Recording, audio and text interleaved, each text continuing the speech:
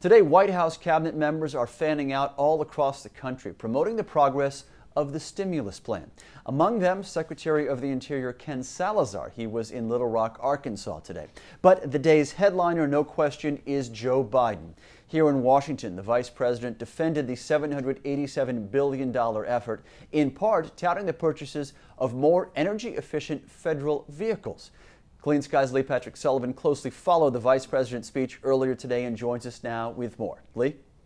Well, Tyler, this Saturday will mark 200 days since President Obama signed the Recovery Act into law. And in those 200 days, critics have claimed the bill was nothing more than a public works program and has done little to stimulate the economy.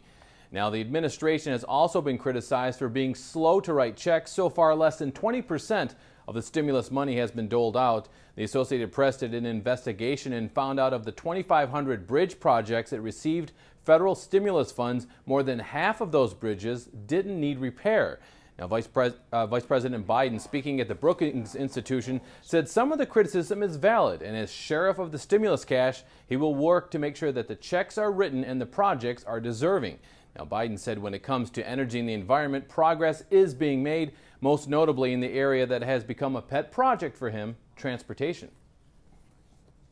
We've already received pre-applications for thousands of miles of new rail, for train corridors that would routinely exceed 150 miles an hour, and for two that are well planned that would allow travel for new train sets over 240 miles an hour. Mr. Secretary, I don't have to tell you about transportation. We're going to make additional investments in batteries and electric drivetrain technologies, which we've already made some, that will allow Detroit to produce vehicles so you can get the equivalent of over 200 miles a gallon.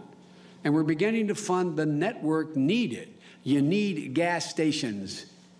You need plug-in stations to charge up these vehicles. We're already beginning to fund them. Hopefully, again, having a leveraging effect, making people realize that this is the future. And when it comes to fossil fuels, Vice President Biden was candid about the U.S. perhaps never being totally energy independent, but stressed the need for the country to diversify its energy mix. And he thinks the Recovery Act does a good job doing that by handing out money to clean energy programs such as wind, solar, and geothermal. Well, we are going to continue to need for it. I'm not one up here making the argument to you that it's in our near future or even in our overall interest to be energy independent. But we have to be energy secure enough that we don't need any one source of energy, that we could say if tomorrow Chavez decided I'm not sending any more oil north to the United States, we'd be okay. But there's a second reason for moving away from fossil fuels. It's the environment. And so there's multiple benefits that flow here.